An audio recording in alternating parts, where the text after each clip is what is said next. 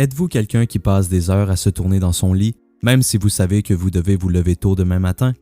Vous obtenez donc moins de sommeil que vous en avez probablement besoin et vous vous réveillez grognon et fatigué toute la journée.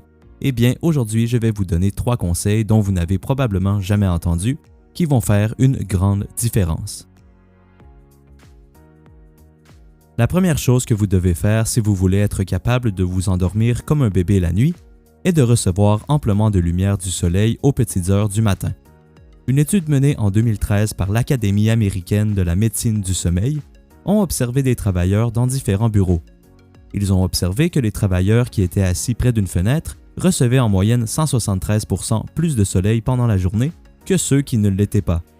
Ils ont aussi remarqué que ces mêmes personnes qui recevaient plus de soleil dormaient en moyenne 46 minutes de plus. La raison pour laquelle ils ont dormi pour une aussi longue durée est que leur horloge interne était programmée à temps. Ce que je veux dire par ça, c'est que notre corps produit différentes hormones à des moments différents au cours de la journée, aussi appelé le rythme circadien.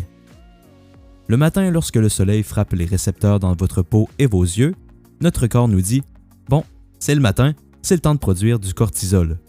C'est une bonne chose parce que c'est comme notre propre machine à café interne, c'est ce qui vous fait sentir réveillé et alerte. Ça joue un rôle dans votre habileté à focusser et vous concentrer. Sans celui-ci, vous allez vous sentir fatigué même si vous avez eu une bonne nuit de sommeil. Le problème de nos jours est que les gens ne reçoivent pas assez de soleil le matin pour démarrer l'horloge au bon moment. Nous vivons dans des maisons avec les rideaux souvent fermés. Nous marchons rapidement jusqu'à notre voiture ou jusqu'à la station de métro pour se rendre au bureau dans lequel il y a très peu de lumière du soleil. Ce qui veut dire que le cortisol qui devrait être produit tôt le matin n'est pas produit à temps. Notre horloge interne est donc en retard, et ceci affecte ce qui nous arrive au cours de la journée. En après-midi, lorsque le soleil se couche, notre corps est supposé produire de la mélatonine, qui est souvent associée à l'hormone du sommeil. C'est ce qui nous fait sentir fatigués. Donc, lorsque votre horloge interne est en retard, vous commencez à produire de la mélatonine beaucoup plus tard. Alors, au lieu de commencer à 8 heures du soir, quand il devrait commencer normalement pour que vous soyez fatigué pour minuit, il commence à 10 heures du soir, ce qui veut dire que vous ne serez pas fatigué avant 2 heures du matin. Alors, dès que vous vous réveillez, assurez-vous d'ouvrir les rideaux, asseyez-vous près de la fenêtre pendant que vous vous préparez pour la journée et laissez la lumière naturelle du soleil frapper votre corps. Essayez d'avoir au moins 20 à 30 minutes de soleil de façon à démarrer votre horloge interne à temps. Ceci va vous assurer que vous allez commencer à produire de la mélatonine au bon moment, plus tard à la fin de la journée, pour que vous puissiez vous endormir facilement quand vient le temps de vous coucher. Le deuxième conseil est quelque chose qui risque de surprendre plusieurs d'entre vous, qui est de perdre du poids, plus spécifiquement de réduire votre pourcentage de gras. Ceci est à cause de l'effet qu'une surabondance de gras peut avoir sur vos hormones. Une étude menée par l'université de Deakin a trouvé qu'après un repas, les gens en bonne santé ont vu leur taux de cortisol grimper de seulement 5%, ce qui est naturel. Ils ont ensuite observé des gens en surpoids pour remarquer qu'après un repas, leur taux de cortisol grimpa d'un énorme 51%. Comme je l'ai mentionné plus tôt, le cortisol a un effet inverse avec la mélatonine. Ce qui veut dire que si vous êtes en surpoids, vous allez sécréter une tonne de cortisol juste après avoir mangé votre repas le soir ou seulement une collation, et ceci va empêcher votre corps à produire de la mélatonine la nuit, ce qui veut donc dire que vous ne serez pas capable de vous endormir avant bien plus tard. Être en surpoids amène aussi un autre problème important, l'apnée du sommeil qui touche environ 3 millions de personnes en France. L'apnée du sommeil, c'est lorsque vous arrêtez de respirer pour un bref moment pendant que vous dormez. Ceci vous force à vous réveiller plusieurs fois dans la nuit, qui va vous faire sentir plus fatigué au matin. Le surplus de gras autour de votre cou est directement lié avec ce trouble du sommeil, donc c'est une autre raison majeure de pourquoi vous devez faire attention à votre poids. Tenez-vous à un bon régime pour pouvoir garder votre poids santé, pas seulement pour bien paraître, mais aussi de façon à vous permettre d'avoir un bon sommeil, ce qui est drôle puisqu'il a été prouvé de rendre plus facile à maintenir un poids santé. Le troisième et dernier secret que je vais vous partager est de manipuler votre température corporelle. Tout comme votre horloge hormonale, votre corps a aussi différents niveaux de température à différents moments de la journée.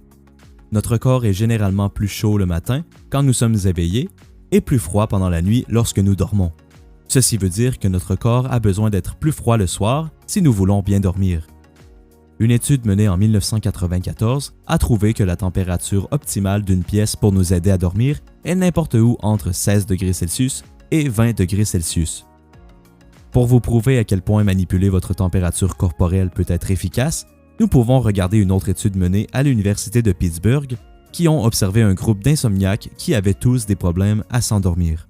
Le premier groupe de gens étudiés ont été remis chacun un matelas spécialement conçu pour refroidir leur température corporelle et les résultats furent choquants. Les insomniaques qui prenaient habituellement d'1 heure jusqu'à 3 heures pour s'endormir prenaient désormais en moyenne 13 minutes pour tomber endormis. C'est encore mieux que le deuxième groupe qui a été étudié, qui était rempli de gens en bonne santé. Les gens en santé, tant qu'à eux, ont pris en moyenne 16 minutes pour s'endormir. Voici donc à quel point manipuler votre température corporelle peut être puissant. Il y a plusieurs façons que vous pouvez le faire à la maison. Le premier est bien sûr de baisser la température de la pièce. Ne laissez pas le chauffage trop élevé ou encore l'air climatisé trop basse. Essayez de garder la température de la pièce à environ 18 degrés Celsius. Un autre conseil est de prendre une douche chaude 1 heure ou 2 heures avant d'aller au lit. Ça peut sonner étrange de vouloir prendre une douche chaude pour bien dormir si normalement il faut diminuer sa température corporelle avant de se coucher. Mais il semblerait que cela permet à votre corps de refroidir juste à temps pour votre coucher. Une autre façon que vous pouvez contrôler votre température est de vous assurer que vous avez un matelas de bonne qualité qui ventile correctement. Beaucoup de matelas sur le marché sont composés de trop d'isolants et deviennent chauds très rapidement. Investissez donc dans un bon matelas et vous verrez que vous allez vous endormir bien plus rapidement. Alors, voici mes 3 conseils. Si vous obtenez plus de soleil le matin, diminuez votre pourcentage de gras et apprenez à contrôler votre température corporelle, je vous garantis que vous allez vous surprendre à vous endormir comme un bébé. Essayez par vous-même et laissez-moi savoir votre expérience dans les commentaires. Donc, comme à l'habitude, si vous avez apprécié la vidéo ou si vous avez appris quelque chose aujourd'hui, n'oubliez pas de laisser un j'aime et de vous abonner à la chaîne pour ne manquer aucun contenu lié à l'accès au succès.